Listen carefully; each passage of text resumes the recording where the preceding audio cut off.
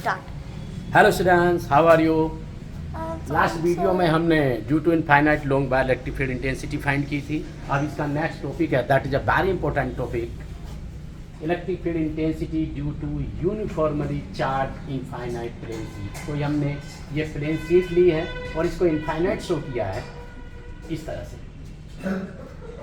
और हमने इस पर यूनिफॉर्मली चार्ज डिस्ट्रीब्यूट यानी कि एक समान पॉजिटिव चार्ज डिस्ट्रीब्यूट कर दिया।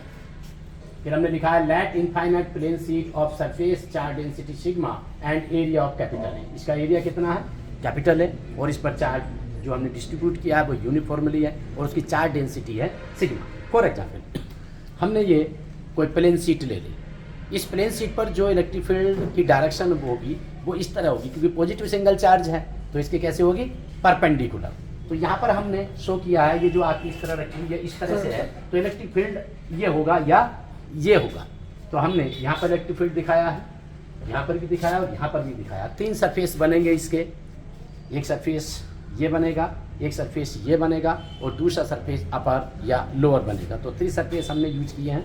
यहाँ पर हमने ये गॉसियन सरफेस यूज किया है। आप जानते हैं कि दैट इज ए गॉसियस एप्लीकेशन, तो हमने इमेजनरी गॉसियन सरफेस ले लिया और यहाँ पर थ्री एरिया लिए DS1, ये DS2 और ये DS3। तो हमने निकाला total electric flux phi equal होता है E को DS। हमने ये दिखाया क्लोज सरफेस, क्लोज सरफेस हमें दिखाना पड़ेगा। फिर हमने इसको थ्री पार्ट में डिवाइड कर दिया और फाई की वैल्यू रख दी Q/ε0, और ये हो गया EDS1 प्लस EDS2 और EDS2।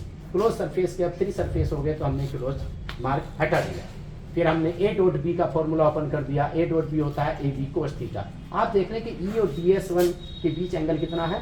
0 डिग्री। सिमिलरली EDS2 के बीच EDS1 और E के बीच एंगल है 90 डिग्री और EDS2 के बीच एंगल है 0 डिग्री। EDS3 के बीच भी एंगल है 0 डिग्री।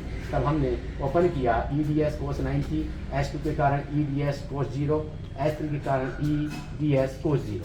cos 90 की वैल्यू 0 होती है तो पूरा टर्म में 0 हो गया। यहाँ E हमने बाहर निकाल दिया DS, इसी तरह हमने E यहाँ बाहर निकाल दिया, यहाँ बचा DS, क्योंकि S2 को S के टर्म में ले लिया। अब DS इंटीग्रेशन का मतलब है उसका टोटल एरिया। टोटल एरिया हमने क्या माना है? Capital A. तो EDS प्लस EDS, DS की वैल्यू रख दी EA और ये भी बन गया EA और टोटल हो गया 2EA। इधर हमने फाई को Q/ε0 ऑलरेडी लिख दिया था और Q इक्वल होता है सिग्मा A/ε0 और A से A कट हो गया, तब आपका फॉर्मूला आ गया कैपिटल E और सिग्मा/2ε0। Okay, thank you.